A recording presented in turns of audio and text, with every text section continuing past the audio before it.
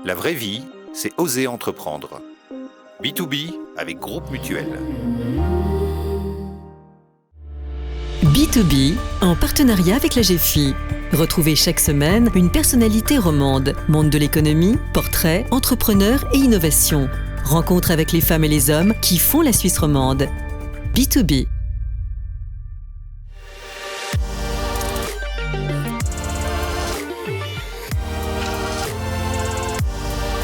Bonjour à toutes et à tous, ravi de vous retrouver pour ce nouveau numéro de B2B en partenariat avec la GFI et son rédacteur en chef, Frédéric Lelièvre. Bonjour. Bonjour Vincent Mani, je vous sais amateur de trottinette, mais avec notre invité, nous allons parler de 4 roues. Il dirige le Salon de l'Auto de Genève depuis mai 2020 et donc paradoxalement, il n'a pas encore pu organiser l'événement en raison de la pandémie qui a provoqué l'annulation des dernières éditions. Comment a-t-il vécu cette période vraiment exceptionnelle qu'apportera le salon délocalisé au Qatar cet automne? Réponse dans B2B. Bienvenue Sandro Mesquita. Bonjour. Merci d'être avec nous pour démarrer cette émission. Portrait.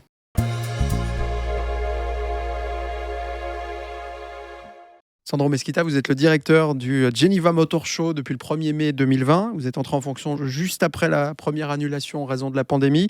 Vous êtes arrivé en pleine tempête. Si c'était à refaire, vous le referiez ?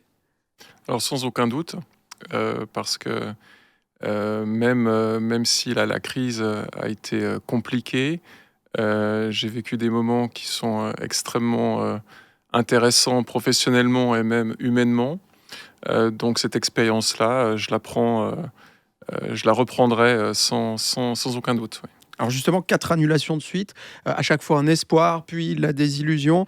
Comment avez-vous fait concrètement pour déjà rester motivé vous-même et puis motiver vos équipes ? Alors il y avait 2 éléments. Le premier, c'est qu'il n'y a pas eu tout à fait 4 annulations de suite. 3,5, 3 ? Voilà, on va dire 3. La première, il y avait une décision qui a été prise assez tôt de ne pas revenir en 2021 parce qu'il y avait déjà pas mal d'incertitudes et on avait mené un sondage auprès des marques automobiles qui nous avaient dit qu'elles n'étaient pas prêtes à revenir en 2021. Ensuite, la deuxième chose, c'est que très tôt, on a eu cette opportunité qui est née avec le Qatar de créer une nouvelle plateforme. Et c'est vrai que ça a été une source de motivation supplémentaire parce que ça permettait d'une part de trouver une solution pour redémarrer un salon à Genève, mais d'autre part, il y avait aussi une solution qui permettait de maintenir les équipes en activité et surtout de réfléchir à un projet totalement différent de ce que l'on avait pu connaître à Genève et développer avoir une nouvelle opportunité pour le salon de Genève aussi à l'étranger. Qu'avez-vous appris pendant la crise du Covid sur vous en tant que manager ? Beaucoup de choses, je crois. La première chose, c'est par rapport certainement à la manière de décrire les crises ou de voir comment les éléments évoluent autour de vous. Parce que c'est vrai que j'ai toujours eu un parcours où finalement il y avait une part de planification qui était toujours très importante. Et cette partie de planification devient beaucoup plus aléatoire dans un environnement qui est constamment en train d'évoluer avec des éléments extérieurs qui influencent de manière extrêmement forte. Et c'était le cas pour nous. Donc ça m'a appris à relativiser ces différents éléments. Mais ça m'a permis aussi de me rendre compte que j'avais aussi cette capacité à affronter l'inconnu et à affronter des éléments extrêmement contraires. Et c'était une force que je n'avais pas constatée jusqu'à présent. On peut appeler ça de la résilience, on peut appeler ça de la ténacité, mais en tout cas, c'est une expérience qui m'a permis d'avoir aussi peut-être une plus grande confiance en moi. Et dans ce contexte, j'imagine, et j'espère pour vous en tout cas, qu'il y a quand même eu quelques moments de grande satisfaction, de bonheur ou de joie. Et quels seraient les 1-2 moments vraiment satisfaisants depuis votre arrivée ?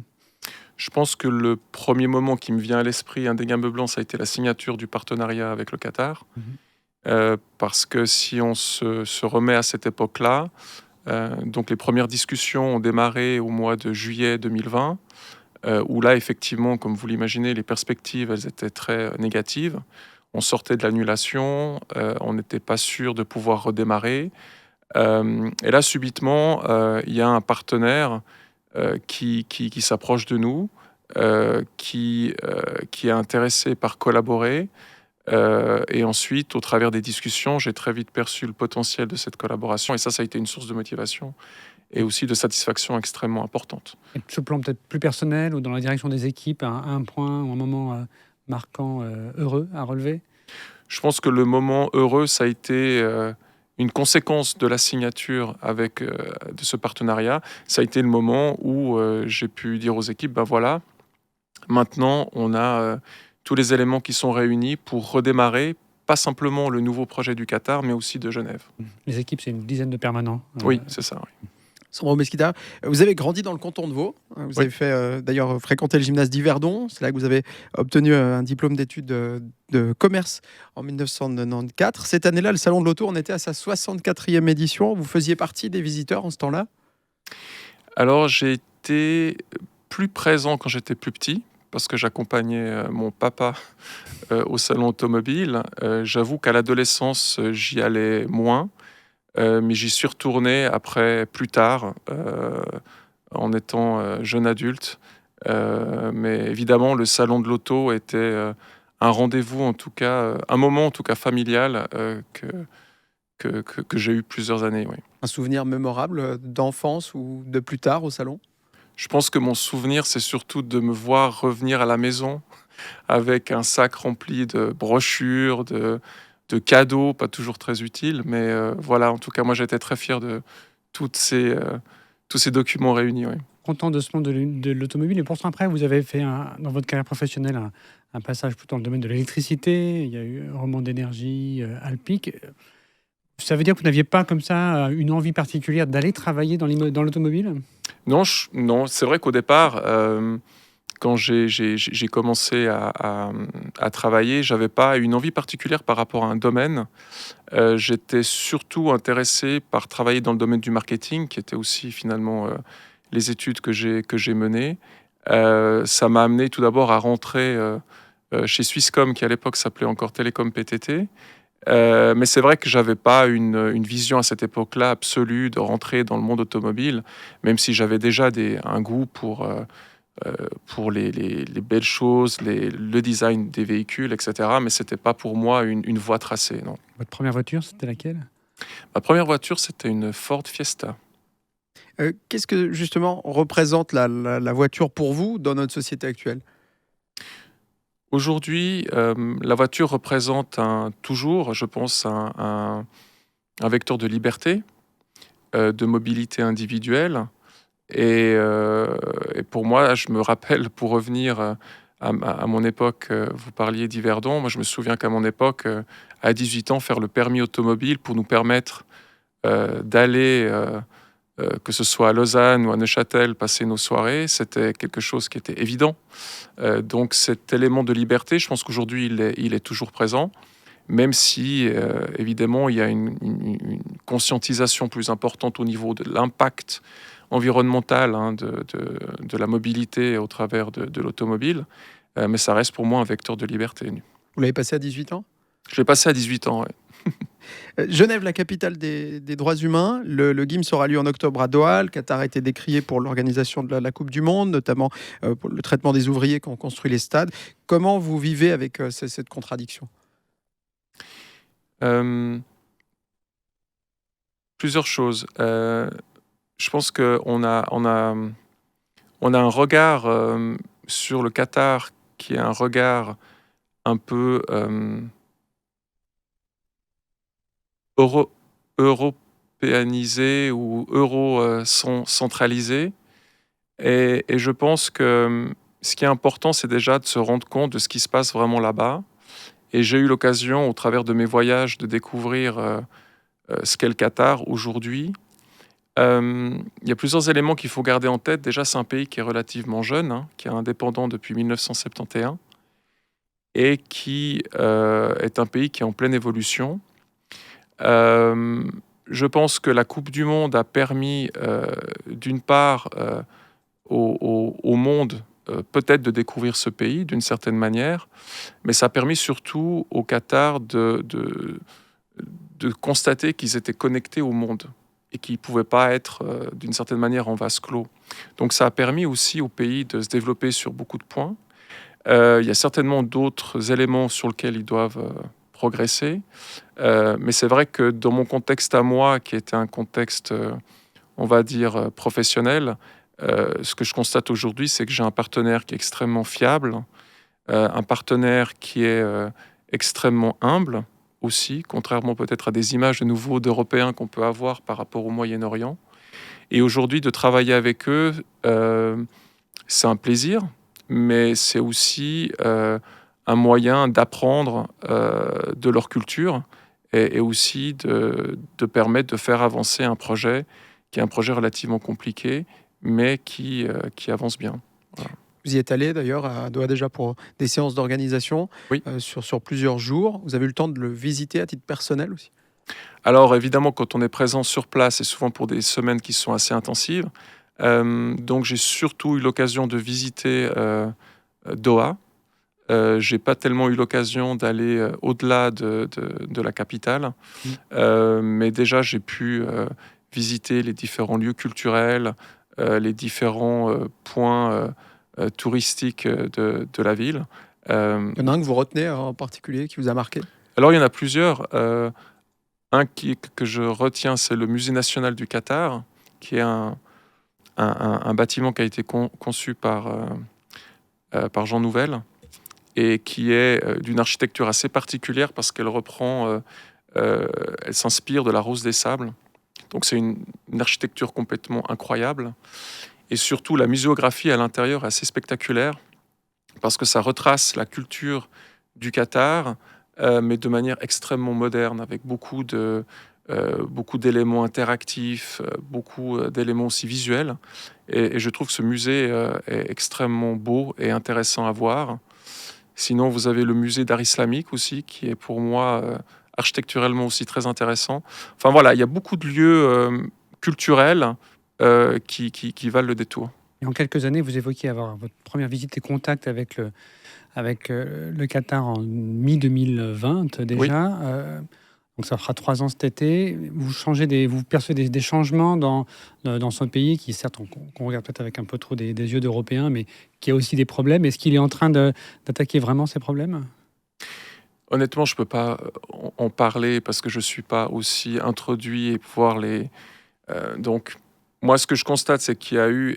Moi, j'ai connu le Qatar avant la Coupe du Monde, donc j'ai pu constater l'effervescence au niveau des constructions et des préparatifs.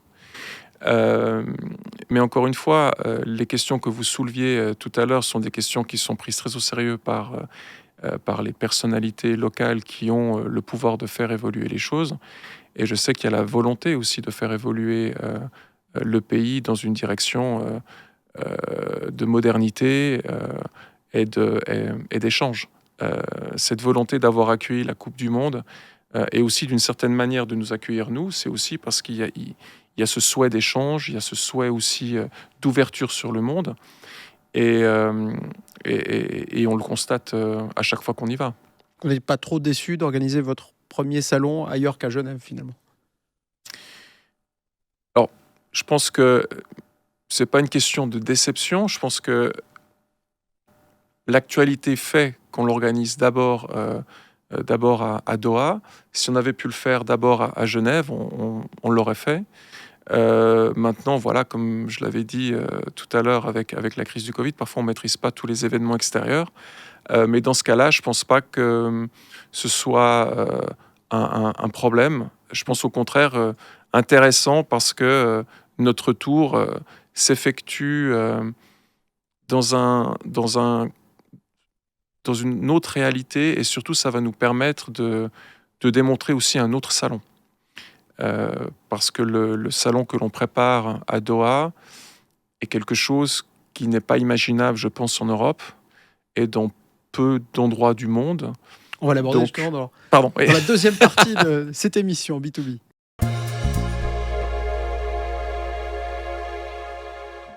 La plupart des Suisses l'appellent le salon de l'auto. Son nom officiel, c'est le GIMS, le Geneva International Motor Show. Sa première édition ne s'appelait pas encore comme ça, mais remonte à 1905. Fêtera-t-il sa 90e édition à Genève en 2024 ? Sandro Mesquita, vous nous le direz tout à l'heure. Mais juste avant, revenons sur ce salon au Qatar. Est-ce juste que c'est la première fois, finalement, pour le GIMS de générer des revenus depuis 2019, date de la dernière édition du salon ? Oui, c'est vrai, c'est la première fois qu'on va être présent et avoir aussi une autre source de revenus pour le salon, mais même dans son histoire, parce que le salon, de facto, a toujours été présent à Genève. Et une là, fois c'est Zurich, je crois. Au tout début. Oui, c'est juste, vous avez raison, au tout début. Mais c'est la première fois que l'on exporte la marque. Et pour nous, c'est aussi une grande satisfaction. Et de quelles ressources le salon a-t-il vécu jusqu'entre 2019 et donc 2023, date de nouvelles rentrées ? Alors, on a vécu finalement de réserves qui étaient présentes, mais aussi on a bénéficié de revenus qui ont été générés pour le travail de préparation du salon à Doha, étant donné que, comme je vous l'ai dit, le partenariat a été formalisé fin mars 2021, mais depuis cette date, on travaille déjà à la préparation. Donc, ça a été dès ce moment-là qu'on a commencé aussi à générer du revenu pour le salon de Genève.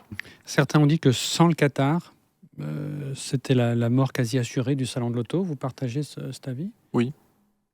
Il y avait vraiment un risque Oui, il y avait un risque. existentiel. Il y avait un risque tout simplement parce que au moment où j'ai débuté mon activité en mai 2020, il y avait eu l'annulation de l'édition 2020 qui a généré beaucoup de pertes. Mhm. Aussi parce que tout était prêt. Je vous rappelle qu'on avait Quelques jours annulé avant l'annulation. 3 jours avant l'ouverture. Donc ces pertes plus les non-revenus de l'édition font que la situation de la fondation, parce que c'est peut-être important de rappeler que derrière le salon, c'est une fondation à but non lucratif, on n'avait pas les moyens de redémarrer tout simplement une nouvelle organisation. Quel est le modèle économique du salon organisé à Doha? C'est évidemment pas le même qu'à Genève. Il y a 200 000 visiteurs qui sont espérés. C'était 600 000 lors de la dernière édition en 2019. Le salon vivait aussi beaucoup des marques qui venaient exposer. Il y en avait beaucoup. Il y en aura sans doute moins au Qatar. Comment économiquement ça fonctionne pour le salon de l'auto? Donc il y a des similitudes avec Genève. Donc une source de revenus, c'est la vente d'espace dans les halles d'exposition. Après, la particularité à Doha, c'est qu'on sera décentralisé. Donc il n'y aura pas simplement l'exposition dans les halles, mais il y aura d'autres lieux qui vont être activés. Il y aura le circuit de Formule 1 sur lequel les marques pourront faire des tests de véhicules. Il y aura aussi le désert avec possibilité aussi là de tester. Donc ça veut dire que tous ces endroits, d'une certaine manière, sont monétisés pour de l'espace, pour du test. Et ça représente la principale source de revenus. C'est un budget qui est plus grand que celui d'habitude de Genève ou plus petit? Alors c'est un budget qui est plus grand parce que la taille est beaucoup plus grande dans l'ensemble. Évidemment, les halles sont, comme vous l'avez dit, sont plus petites que celles de Palexpo, mais la configuration décentralisée avec plusieurs lieux fait que l'événement est plus important en termes de gestion aussi de flux et de sécurité. Quel est l'ordre de grandeur du budget d'un tel événement? C'est pas communiqué. C'est pas communiqué. Non. Si c'est une fondation, vous ne communiquez pas le chiffre? Non, parce que en fait, cet événement, en fait, le budget, il est géré par le Qatar, pas par nous. Nous, on agit comme consultants vis-à-vis de nos partenaires qataris. Donc, c'est eux qui détiennent les aspects budgétaires. Et à Doha, quels constructeurs ont déjà confirmé leur présence? Alors, on a déjà une dizaine de constructeurs qui ont confirmé leur présence. Et ça fera partie d'une communication qui sera faite prochainement. Mais on a déjà des belles marques qui ont confirmé, sachant qu'on a ouvert les inscriptions que le 1er février.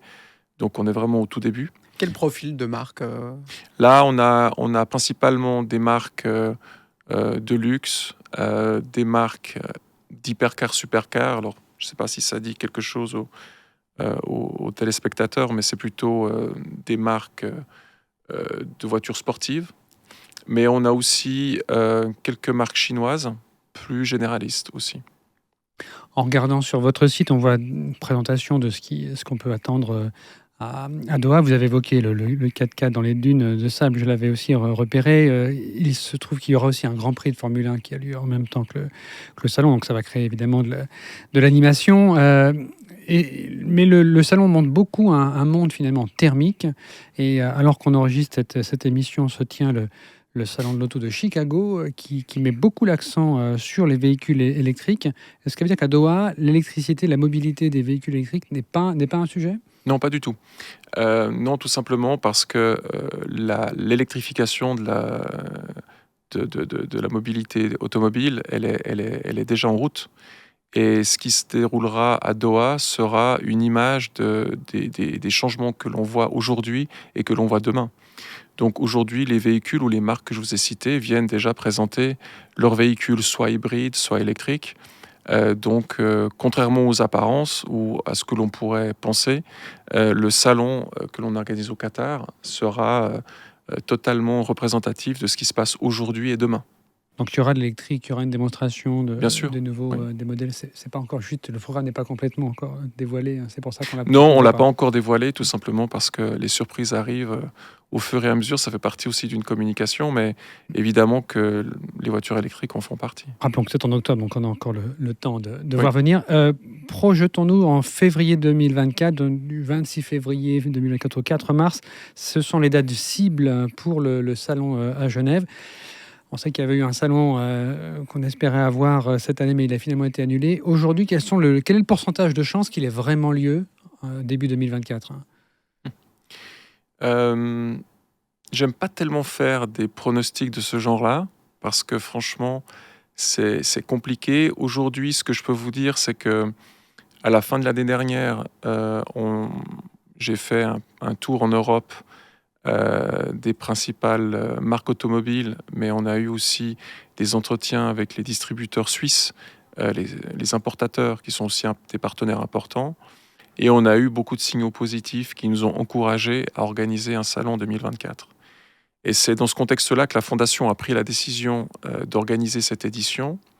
Alors vous me direz, des signaux positifs ne font pas des contrats, et c'est vrai. Donc il y a un risque qui est pris parce qu'aujourd'hui, on se lance dans une organisation sans avoir de certitude effectivement sur le nombre de marques et quelles marques viendront. Mais malgré tout, on a des signaux positifs qui sont encourageants. Sinon, la Fondation n'aurait pas pris de risque d'organiser ce salon. Parce que vous avez déjà réservé l'espace. Voilà, parce que les contrats sont signés. Donc il y a effectivement, comme vous l'avez dit, des choses qui sont en place et de l'argent qui est déjà investi de notre part. Ouais. Mais dans tous les cas, si on se projette même au-delà de 2024, on peut s'interroger sur son avenir. Vous allez tester le métavers à Doha cette année. Les voitures s'achètent désormais en ligne. Certains constructeurs ou importateurs le proposent. Quel est vraiment son avenir ? Alors, je pense qu'effectivement, vous l'avez dit, pendant la pandémie, on a vu que les marques automobiles ont accéléré aussi leur présence sur le digital. Et c'est vrai que beaucoup de groupes automobiles misent beaucoup là-dessus. D'ailleurs, il y a des marques automobiles comme Tesla ou autres qui sont des marques qui proposent l'achat, enfin tout le processus entièrement au niveau digital. Moi, je crois une chose, je crois que les salons restent toujours importants dans le processus d'achat des consommateurs, tout simplement parce que, et ça c'est pas moi qui le dis, c'est un certain nombre d'études, et ça vous pourrez le trouver aisément sur le web, qui montrent qu'il y a toujours une certaine pression lorsque l'on va sur le lieu de vente. C'est-à-dire que de manière générale, le consommateur regarde les différents modèles sur Internet, se renseigne, fait des comparaisons, s'informe peut-être auprès d'émissions qui montrent des tests. Et ensuite, le passage sur le lieu de vente est toujours un passage qui est stressant. Chez le concessionnaire. Chez le concessionnaire, exactement. Parce que là, il se retrouve dans un environnement qui est un environnement de vente. Donc finalement, avec quelqu'un qui va être là pour faire en sorte que vous achetiez le véhicule. Ça pourrait même convaincre des marques comme Tesla, qui sont natives du digital, de venir sur les salons à terme ? Alors, j'en sais rien, parce qu'elles ont décidé de rester digitales, et je doute qu'elles viennent sur les salons. Mais en tout cas, les salons sont un un point de rendez-vous où en moyenne une personne passe environ 3 heures, où elle est dans un environnement où elle peut comparer, où elle peut toucher, voire essayer des véhicules, rentrer dedans dans une atmosphère qui est beaucoup plus, on va dire en bon français, entertaining, dans le sens que on n'est pas dans un lieu complètement dédié à la vente. Pas de pression. En fait. Il n'y a pas une pression. Et de ce point de vue-là, je pense que les salons ont un rôle qui était leur rôle à l'origine. Ils ont été créés pour ça. Et c'est peut-être aussi notre rôle de le rappeler et aussi de mettre en place des éléments qui favorisent cette partie-là. Terminons cette partie par quelques questions sur les conditions cadres en Suisse. Vous souhaitez ardemment réorganiser ce salon en 2024. Quel soutien trouvez-vous auprès, en particulier des autorités du canton? Est-ce qu'elles sont vraiment à fond derrière vous? C'est une question, évidemment, à fond derrière nous. Si je compare ce que l'on vit au Qatar, à Doha, ou ce que l'on vit à Genève, évidemment, c'est deux mondes. Donc, à Doha, on s'inscrit dans un projet qui est un projet, je pense, d'envergure nationale, parce qu'il y a la volonté de faire en sorte que le pays devienne un point de rencontre et un point important de développement des affaires. Donc, on s'inscrit dans une vision. À Genève, on est dans une approche qui est différente. Je pense qu'il y a une approche beaucoup plus économique.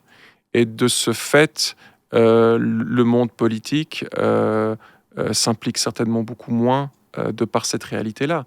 Mais aujourd'hui, je dirais que je n'ai pas rencontré d'obstacles ou de non-soutien de la part des autorités politiques. On reçoit au début de l'année Paul Muller, un des grands hôteliers de Genève, qui, alors, je peux vous assurer que les hôteliers sont à fond derrière vous. Dernier point sur les conditions cadres. L'aéroport de Genève est important pour attirer du monde. Malheureusement, la pandémie a rompu certaines lignes, intercontinentales en particulier. Est-ce que là, vous espérez que d'ici début de l'année prochaine, il ait retrouvé un statut plus d'aéroport international qu'il ne l'est aujourd'hui? Évidemment, pour nous, l'aéroport est un point extrêmement important. Donc oui, j'espère qu'ils retrouveront un maximum de lignes comme ils l'ont eu auparavant. Il faut savoir que les visiteurs du salon à Genève viennent principalement des pays voisins de la Suisse, donc de l'Italie, de l'Allemagne ou principalement de la France ou voire de la Suisse. Donc ça reste quand même les marchés les plus importants pour nous. Mais effectivement, il est important, pas simplement pour le salon, mais je pense pour la place économique genevoise, romande, que l'on ait un aéroport fort. Et j'espère effectivement qu'ils reviendront avec un maximum de lignes en place. Oui.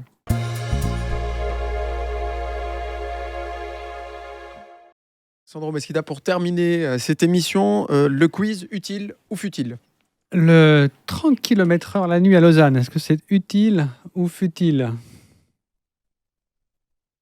Vous attaquez tout de suite avec les questions. Je pense futile.